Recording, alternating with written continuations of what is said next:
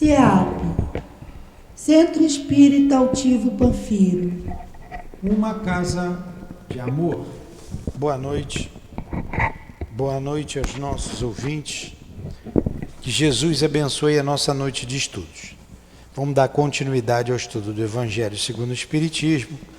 A gente está ainda no início ali da introdução. Leremos o Evangelho, faremos a prece e em seguida daremos continuidade a esses estudos.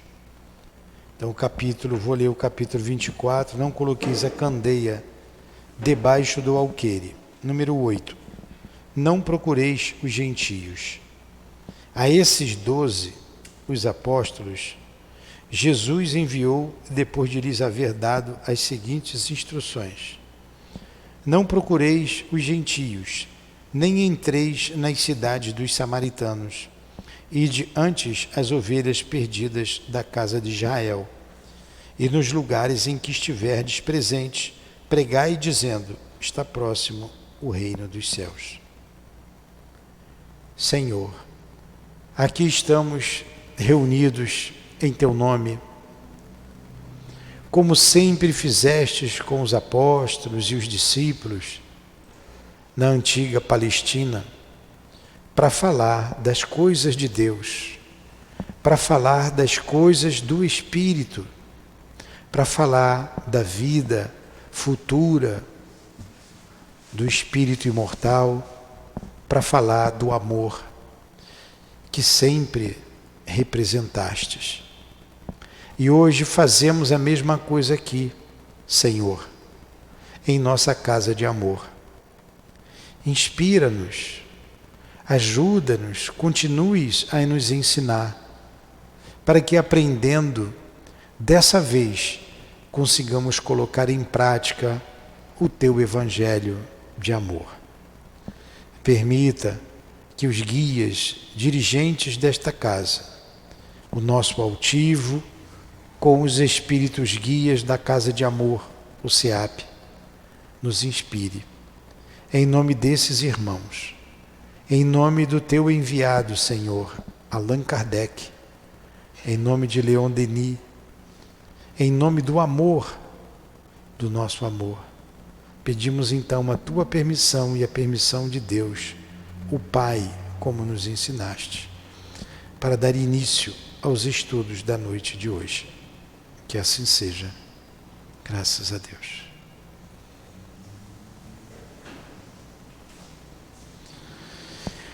Sob as bênçãos de Jesus, vamos continuar. Estamos na introdução. Item 4. Item 4. Vai, Raquel, começa. A alma impura, nesse estado, está entorpecida e é arrastada novamente para o mundo visível. Só para lembrar, a gente está lendo o item 4, Sócrates e Platão, precursores da ideia cristã e do espiritismo. Aí tem um resumo da doutrina de Sócrates e Platão. Esse é o quarto item. A alma impura, nesse estado, está entorpecida e é arrastada novamente para o mundo visível pelo horror do que é invisível e imaterial.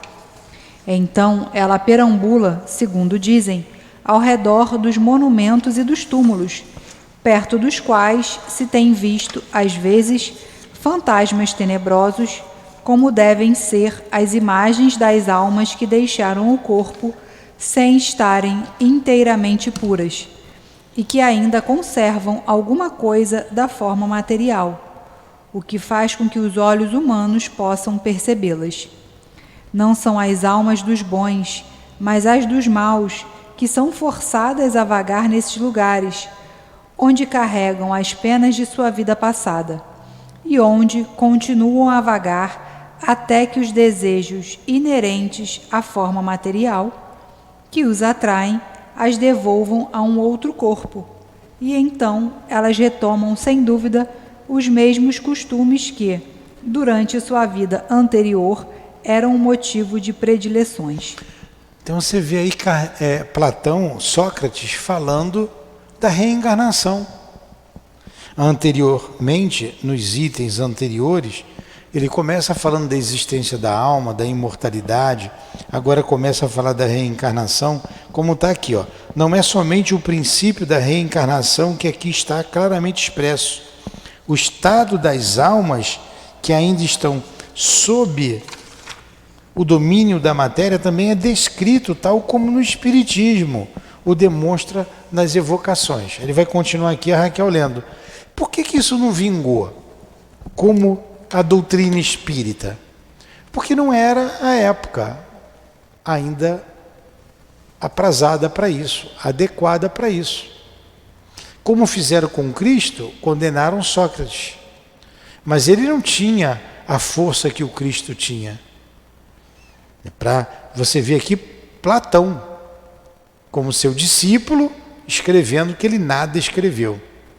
Então, as verdades, em hora incerta, ela morre. Ela morre. Quando vem Jesus, ele vem na hora certa. Está até hoje.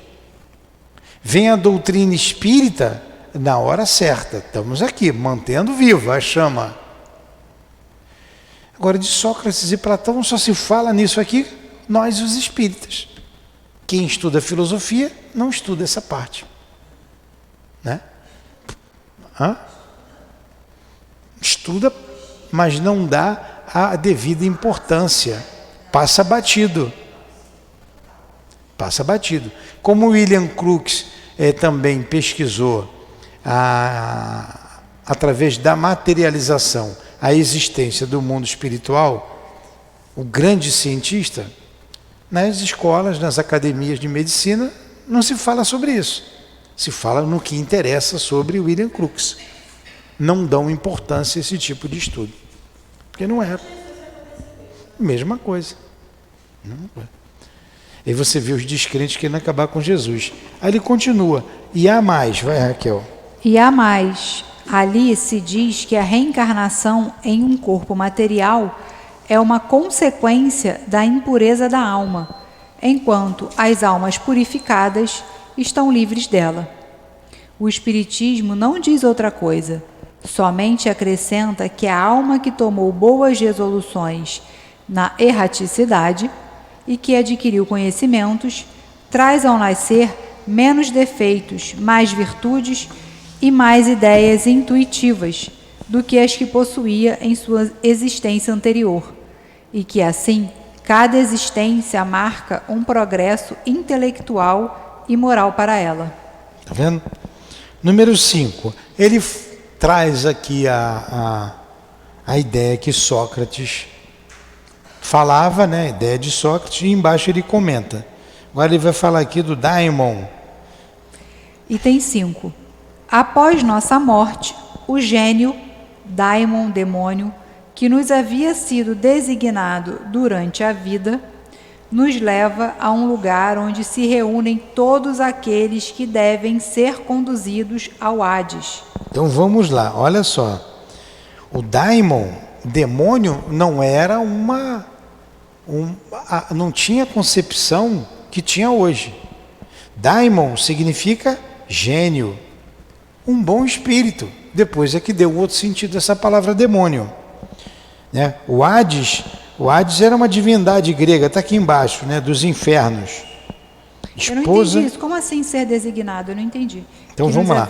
Após a nossa morte, o gênio, quando a gente morrer, aí a gente tem um daimon. O daimon que nos havia sido designado durante a vida, todos vocês não têm um anjo do guardião? Ah, é o anjo da guarda? Então? É o anjo da guarda. Todos nós não temos um anjo da guarda? Não temos um gênio? O nome do anjo da guarda era daimon. Todos nós tínhamos um daimon. Então ele está dizendo, após a nossa morte, o gênio, o daimon, que nos havia sido designado durante a vida, nos leva a um lugar onde se reúnem todos aqueles que devem ser conduzidos ao Hades, para ali serem julgados.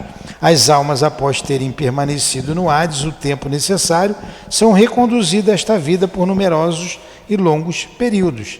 Quer dizer, ele vai para uma região umbralina e dali ele vai para o inferno, para um lugar ruim, ou inferno não, ou ele vai para um lugar bom, ou ele vai ser reconduzido uma há uma vida, a reencarnação.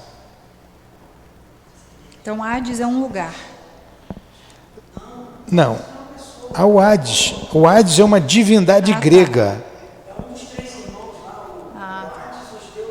Olha, a gente está lendo o Céu e o Inferno, sexta-feira, não entendo nada. Então,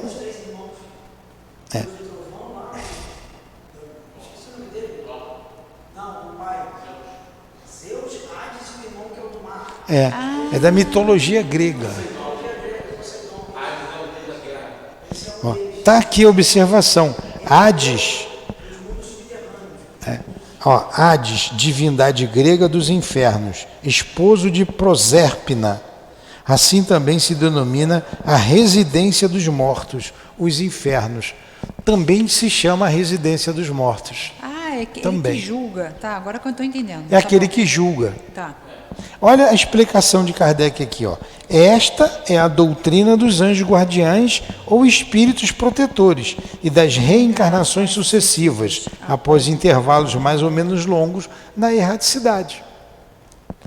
Nós estamos estudando aqui, Gabriel, a introdução do Evangelho. Nós estamos bem no início do Evangelho, bem na introdução. E estamos estudando aqui o item 4, que fala do resumo da doutrina de Sócrates e Platão.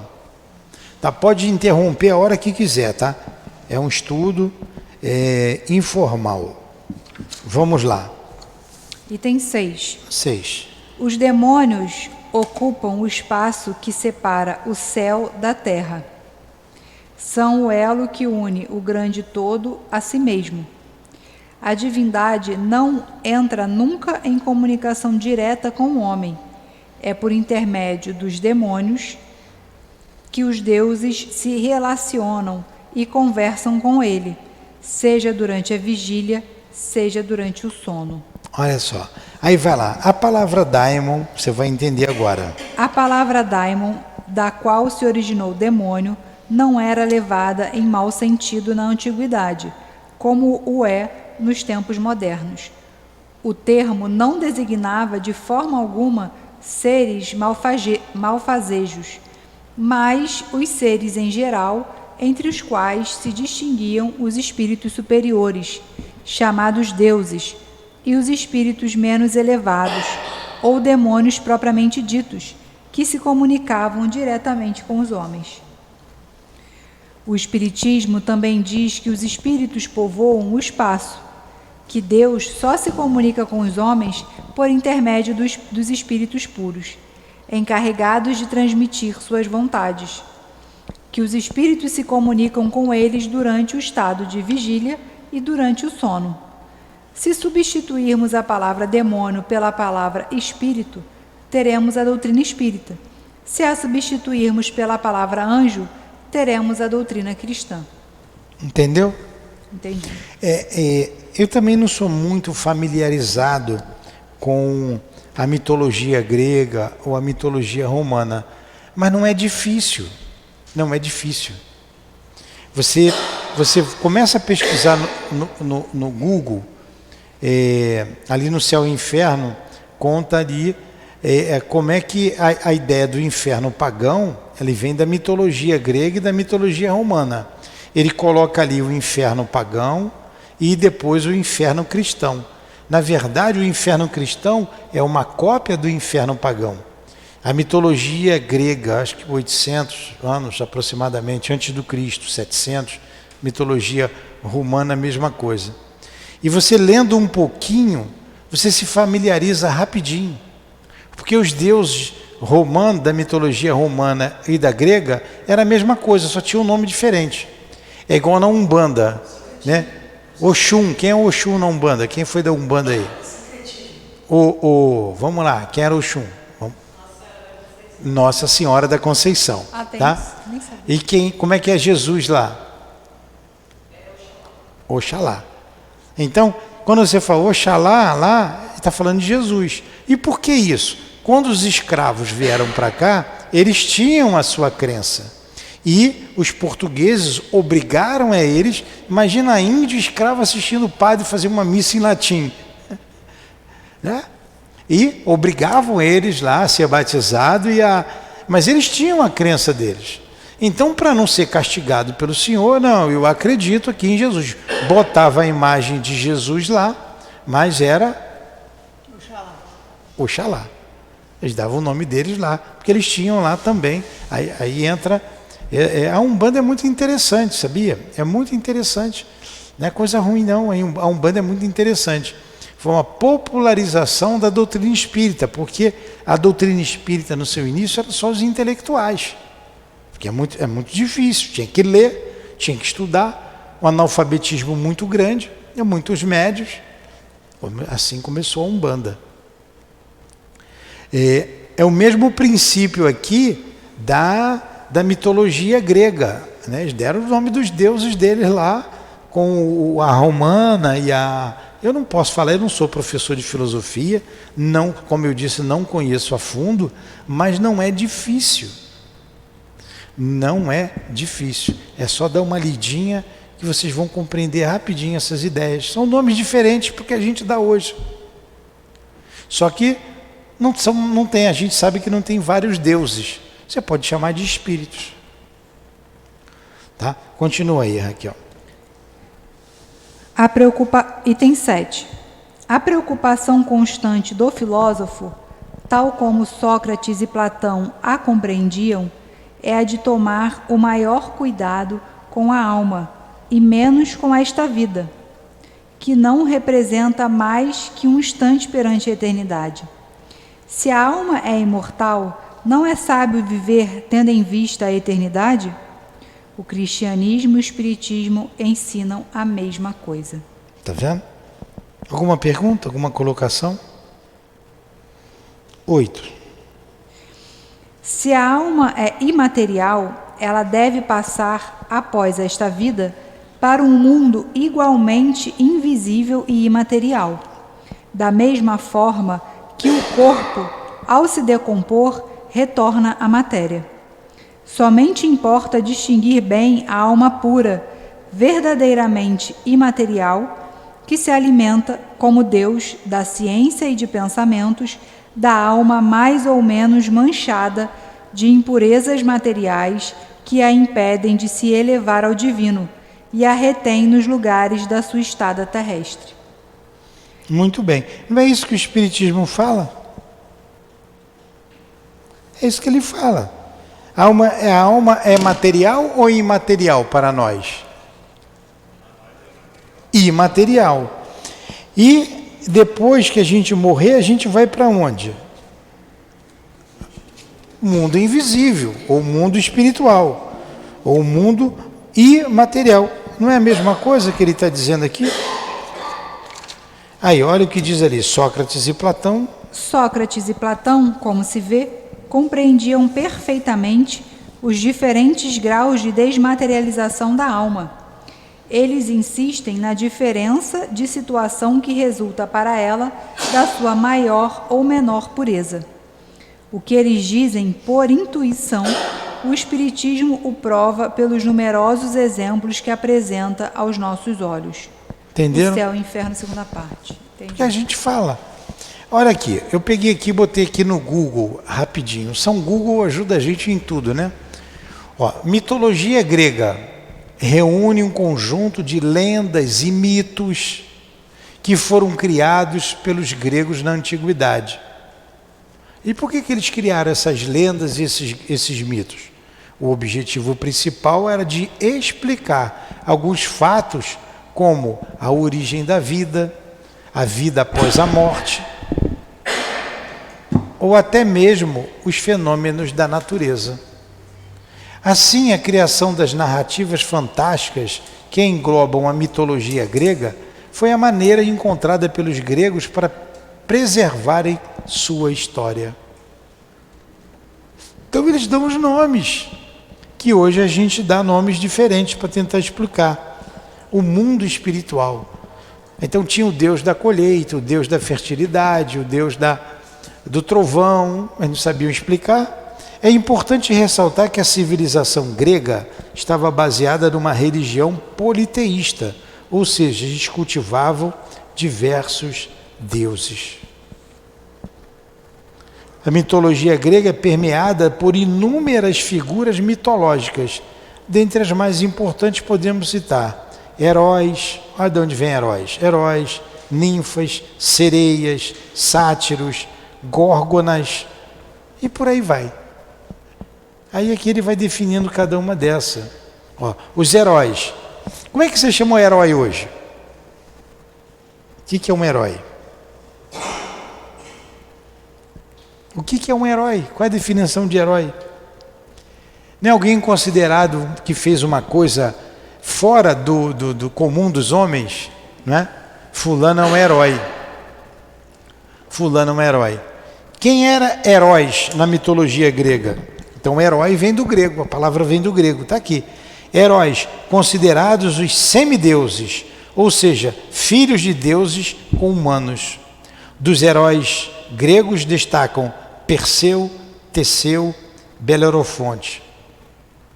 Interessante. Mitologia romana. Vamos ver aqui, deixa eu botar aqui. Mitologia. Isso é só para romana. Ó, mitologia romana. Poxa, eu vou botar aqui. Mitologia grega de novo. Não quero grega. Mitologia romana.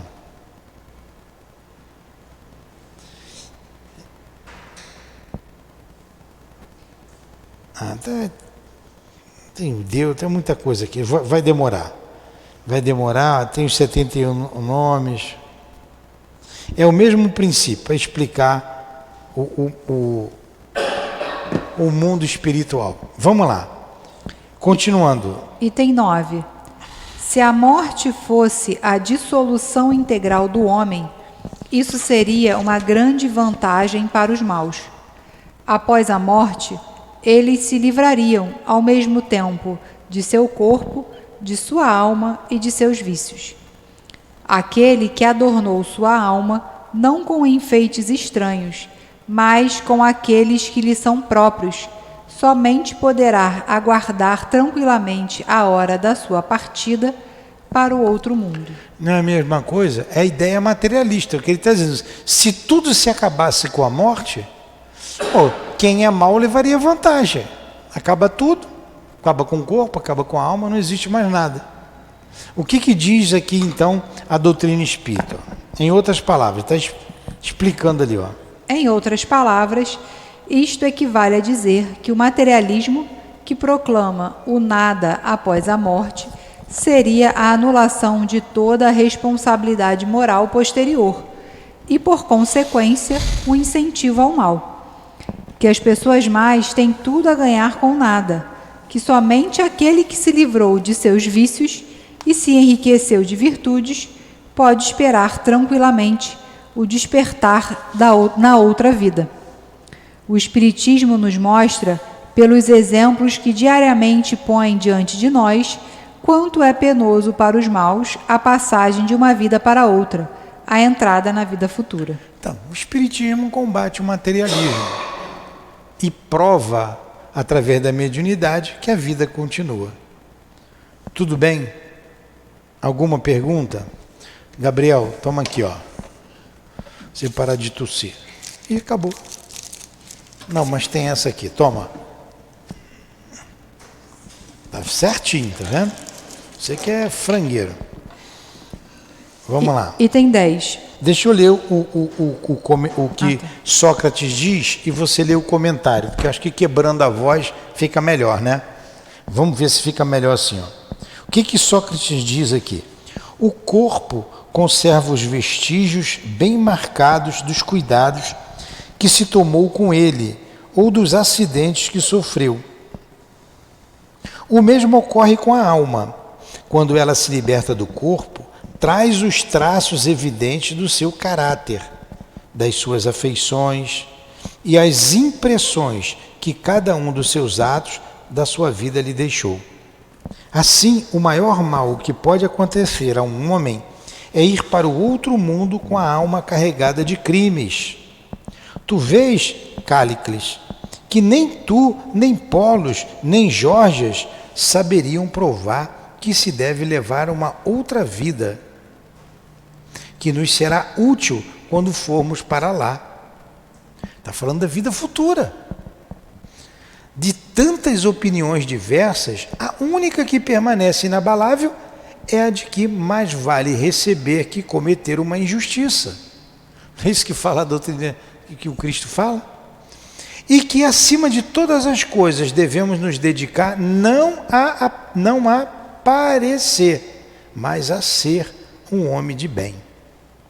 Diálogo de Sócrates com seus discípulos na prisão. Olha.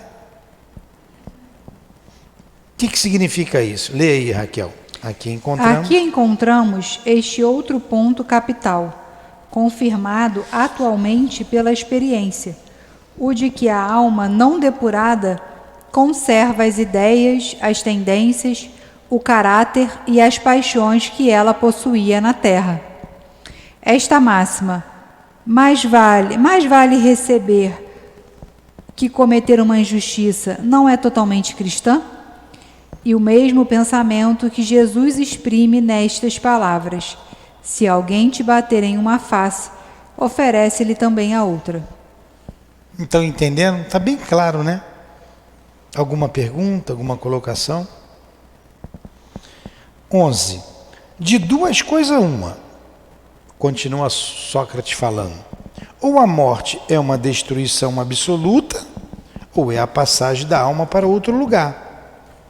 Se tudo deve se extinguir, a morte será como uma dessas raras noites que nós passamos sem sonhar e sem nenhuma consciência de nós mesmos. Mas se a morte é somente uma mudança de morada, a passagem para um lugar onde os mortos devem se reunir, que felicidade é para nós ali reencontrarmos os nossos conhecidos.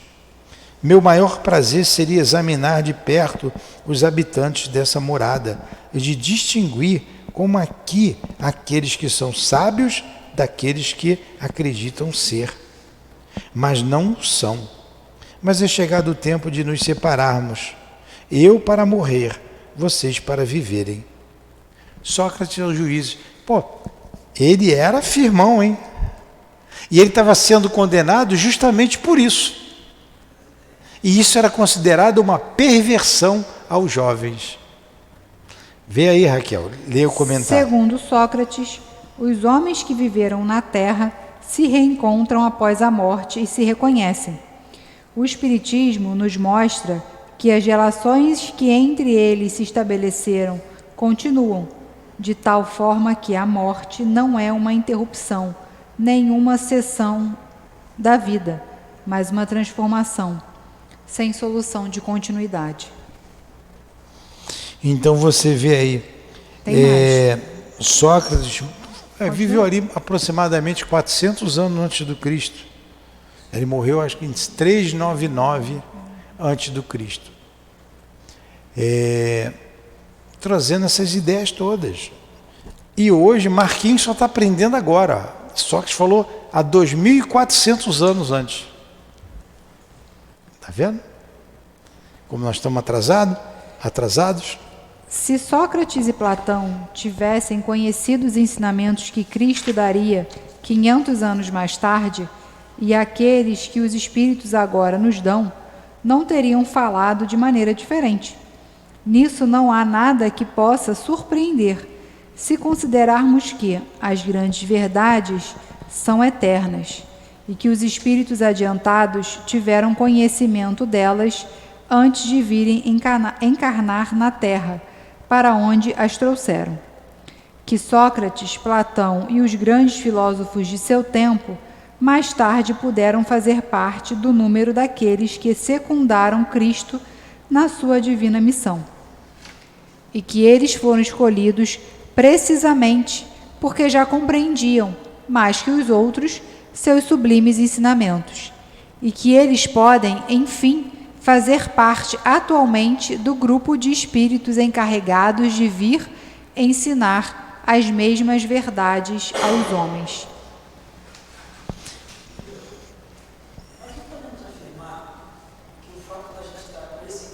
Fala no microfone, é bom falar.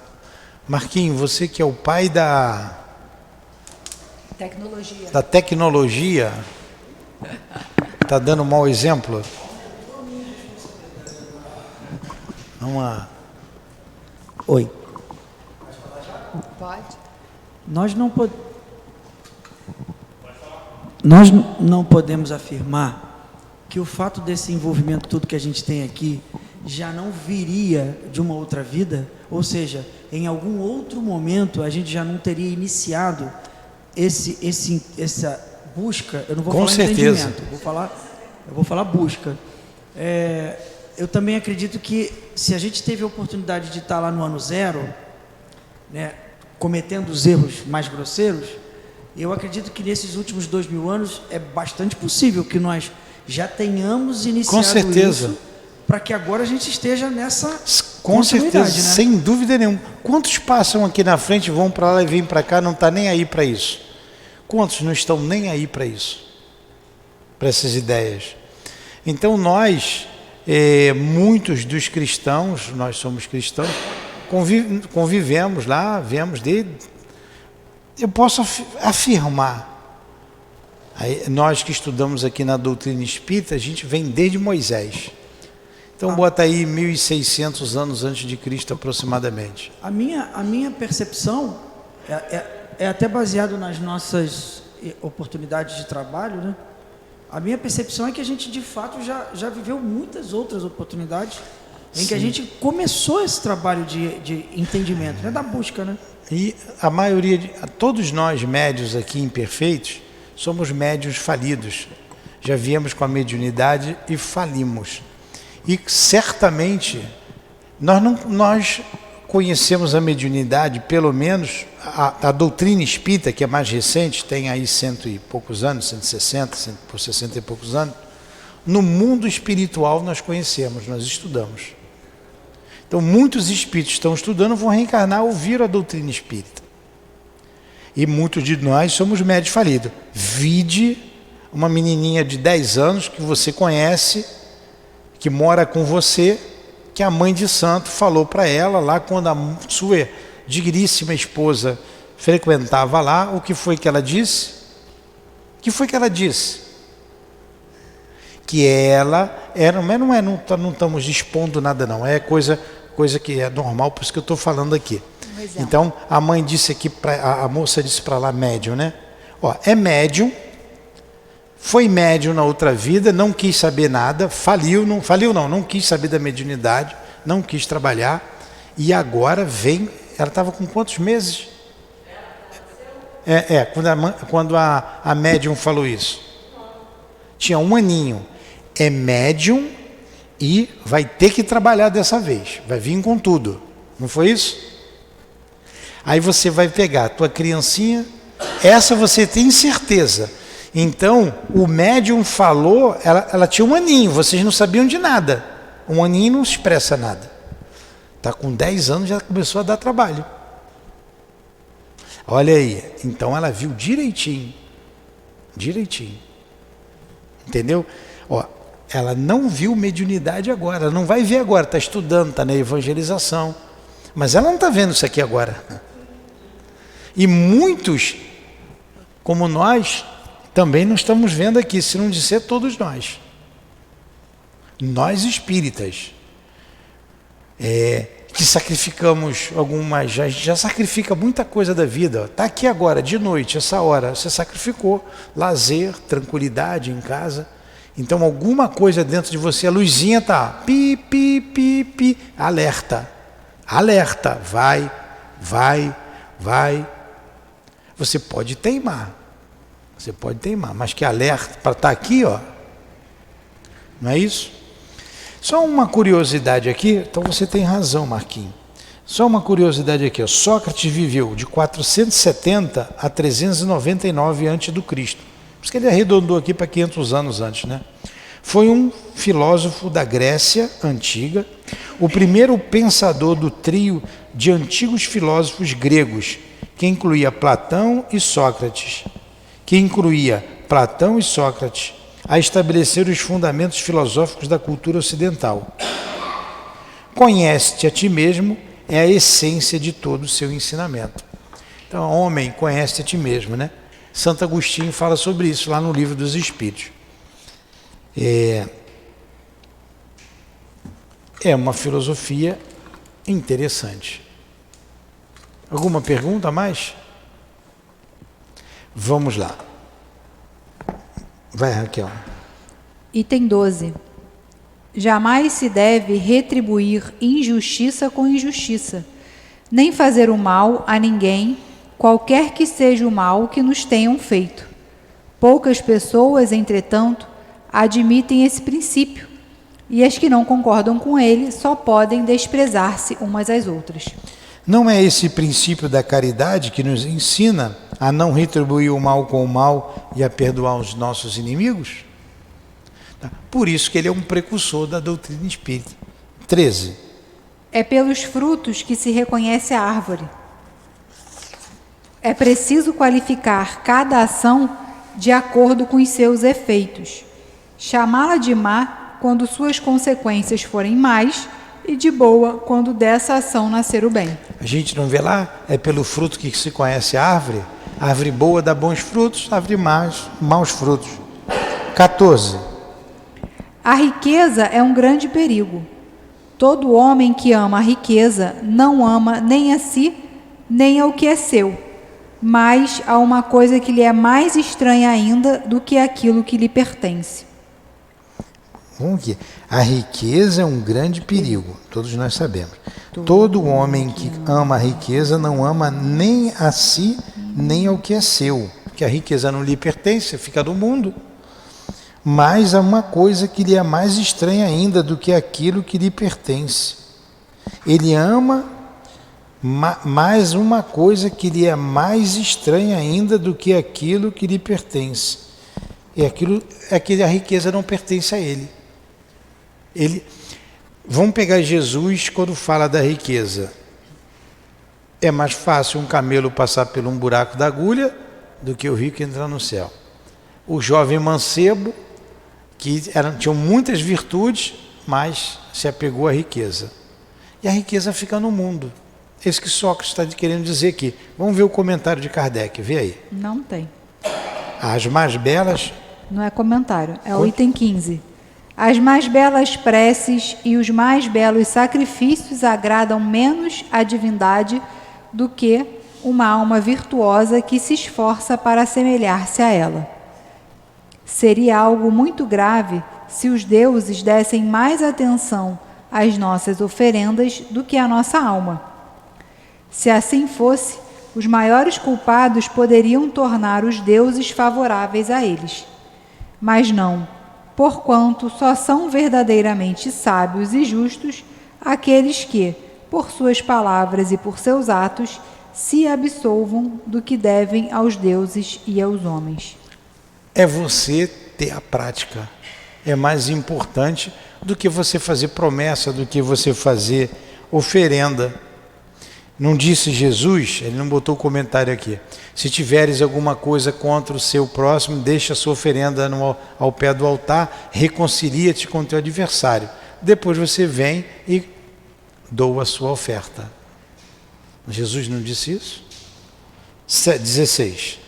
Chamo de homem vicioso esse amante vulgar que ama o corpo mais do que a alma. O amor está por toda a parte na natureza e nos convida a exercer a nossa inteligência. Nós o encontramos até no movimento dos astros. É o amor que adorna a natureza com seus ricos tapetes verdes. Ele se enfeita e fixa sua morada lá onde encontra flores e perfumes. É ainda o amor que dá paz aos homens, calma ao mar, silêncio aos ventos e sono à dor. O amor que deve unir os homens por um laço fraterno é uma consequência dessa teoria de Platão sobre o amor universal, como lei da natureza. Quando Sócrates disse que o amor não é um Deus nem um mortal, mas um grande demônio, isto é um grande espírito presidindo ao amor universal. Essas palavras lhe foram atribuídas como crime. Olha por que ele foi condenado. Porque ele falava do amor universal. da fraternidade. Não se pode ensinar a virtude, ela vem por um dom de Deus para aquele que a possui. Isso é quase a doutrina cristã sobre a ajuda divina. Mas se a virtude é um dom de Deus, é um favor, então pode-se perguntar por que não foi concedida a todas as pessoas. Por um lado, se ela é um dom, não traz nenhum mérito para aquele que a possui. O Espiritismo é mais claro. Ele diz que aquele que possui a virtude consegue adquiri-la por seus esforços nas sucessivas existências, livrando-se pouco a pouco das suas imperfeições. A ajuda divina é a força com que Deus favorece toda criatura de boa vontade para se livrar do mal e fazer o bem. Foi isso que Sócrates quis dizer. Não se pode ensinar a virtude, ela vem por um dom de Deus para aqueles que a possuem. Então você vai desenvolvendo isso ao longo dos milênios. Você vai desenvolvendo. Não há um favor. Por que Jesus tinha tantas virtudes? Porque ele conquistou tudo aquilo ali. 18. Existe uma disposição natural em cada um de nós para percebermos muito mais os defeitos dos outros do que os nossos. Não é? Pois é, o argueiro no olho do outro, né? 19. Se os médicos fracassam na maior parte das doenças, é porque tratam o corpo sem a alma, e porque o todo, não estando em bom estado, é impossível que a parte esteja bem. E não é isso que a gente fala? A gente é corpo espiritual e espírito. Você vai ao médico, ele só olha o corpo.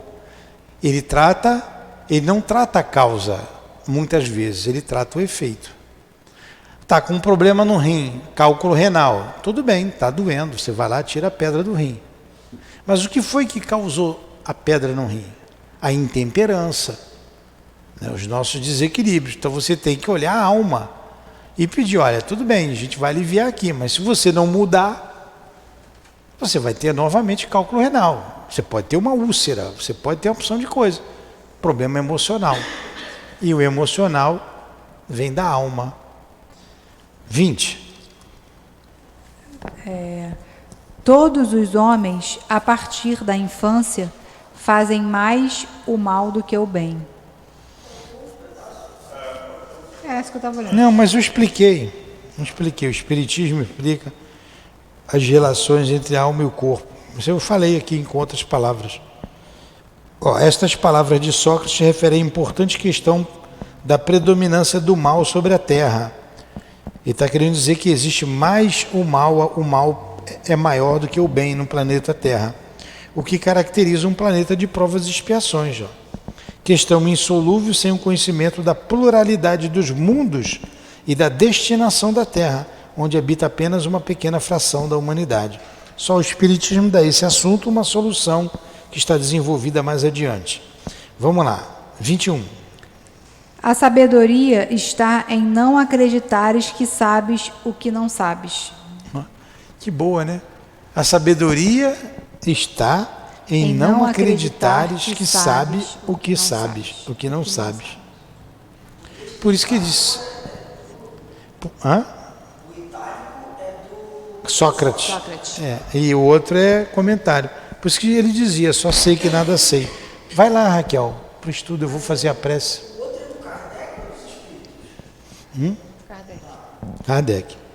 Kardec que está dizendo isso aqui, está fazendo análise. Quer ler a última análise antes de ir para lá? Então lê. Isto se destina às pessoas que criticam as coisas que, muitas vezes, desconhecem inteiramente. Platão completa este pensamento de Sócrates dizendo: tentemos inicialmente, se possível, torná-los mais honestos nas palavras. Se não o conseguirmos, não nos preocupemos mais com eles e busquemos apenas a verdade. Tratemos de nos instruir, mas não nos aborreçamos. É assim que devem agir os espíritas com relação aos seus contraditores, de boa ou de má fé. Se Platão vivesse nos dias de hoje, encontraria as coisas parecidas com as de seu tempo e poderia usar a mesma linguagem. Sócrates também acharia pessoas que zombariam da sua crença nos espíritos e o chamariam de louco, assim como ao seu discípulo Platão.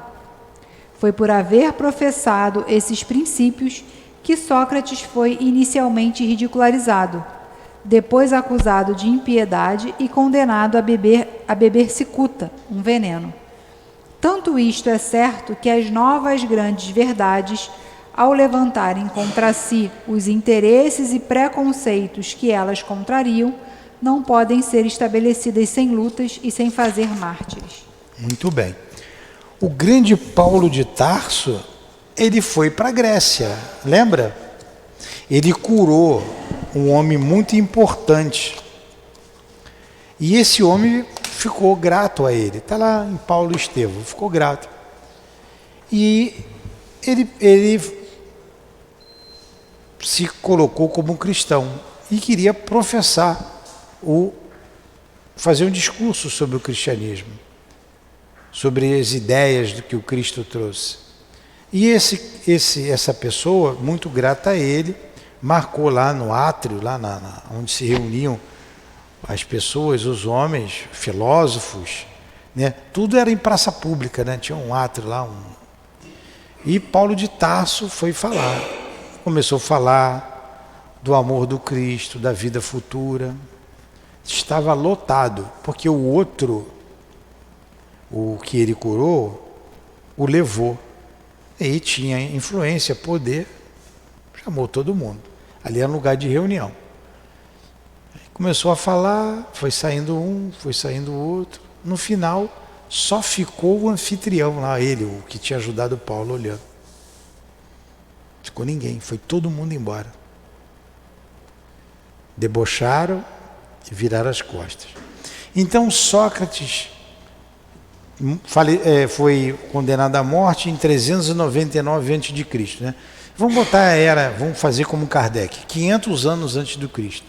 500 anos depois, os homens eram os mesmos. Os mesmos. Sócrates não. Paulo vai para Roma, a mesma coisa. Na Palestina, apesar dos fariseus, da perseguição pelos hipócritas, né, os doutores da lei, que nós já vimos aqui, fariseus, os sacerdotes, os escribas, aqueles que eram os materialistas, como era o nome deles? Tinha os essênios, tinha enfim. Mas ali ele encontrou muita crença. A perseguição foi grande, mas ele encontrou muitos. Por isso que Jesus manda os apóstolos pregarem as ovelhas perdidas de Israel. Ali em Israel, aquele povo ali era o mais preparado. Os gregos eram politeístas, os romanos eram politeístas, mas os hebreus acreditavam num Deus único, eram monoteístas. E ali era o melhor lugar para se falar, para se pregar o cristianismo. Por isso, Cristo foi no seio daquele povo ali. E essa ideia atravessou os séculos, os milênios. Hoje ainda pode falar contra, mas tem que falar contra o Cristo, fala dele. Ou a favor ou contra, fala-se dele. Querendo ou não querendo, acreditando ou não acreditando, o mundo foi dividido antes do Cristo e depois do Cristo. Olha a força desse espírito e a força da ideia naquele povo ali, que ele encontrou eco ali. E os apóstolos, né, espalharam ali a doutrina, apesar de toda a perseguição, ficou até hoje. Até hoje. Vocês sabem que a Palestina, a Palestina hoje é o Estado de Israel. E ali é uma confusão tremenda, né? Todo mundo ali quer a cidade santa. Porque ali em Israel é a cidade santa dos cristãos, dos hebreus e também dos muçulmanos. Foi ali que Maomé foi e conversou lá, a cidade santa dos islâmicos. Vocês sabiam disso? Olha o conflito ali naquele lugar. São as 3 maiores religiões do mundo: o cristianismo, o islamismo e o judaísmo. Na mesma cidade, os 3 querem a cidade para eles. E está lá, aquela confusão toda lá, né? Tá? Vamos ver até onde vai aquilo ali. E na verdade, todo mundo irmão, todo mundo filho de Deus, todos nós somos irmãos, né? E esses radicalismos só traz problema. Terminamos essa parte histórica, que é um pouco maçante, mas estamos entrando agora, vamos entrar nessas questões morais. Aí vai ficar bom a gente falar, se colocar, o pensamento vai fluir mais. Até porque essa parte histórica, a gente se atém aqui ao que está escrito, por falta de conhecimento. Se tivesse um professor de filosofia, poderia falar muito melhor, né? Claro que seria uma aula bem interessante. Que não é o meu caso. Eu fiz o feijão com arroz. Eu li aqui, passei para vocês. Alguma pergunta? O feijão com arroz tem uma vantagem, você não erra. Pode.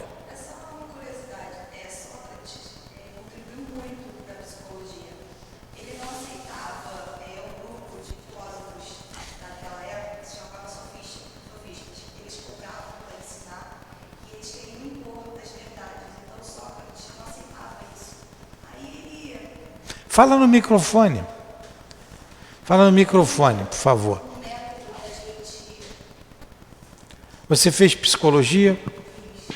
Aí a gente tem um pouquinho de aula de filosofia, né? Não sei tudo, sei só um pouquinho. Pode falar. Isso. Aí ele cria um método para a gente atingir a verdade. Aí está lá método socrático, né? Aí vai falar da dialêutica, maêutica, eu não sei explicar muito, mas é um método para a gente se questionar. E hoje, na psicologia, tem um recurso que a gente usa com cliente mesmo, paciente, que a gente faz um questionário para a pessoa compreender, fazer ela refletir o porquê dela pensar e agir de tal forma, sabe? E vem de Sócrates.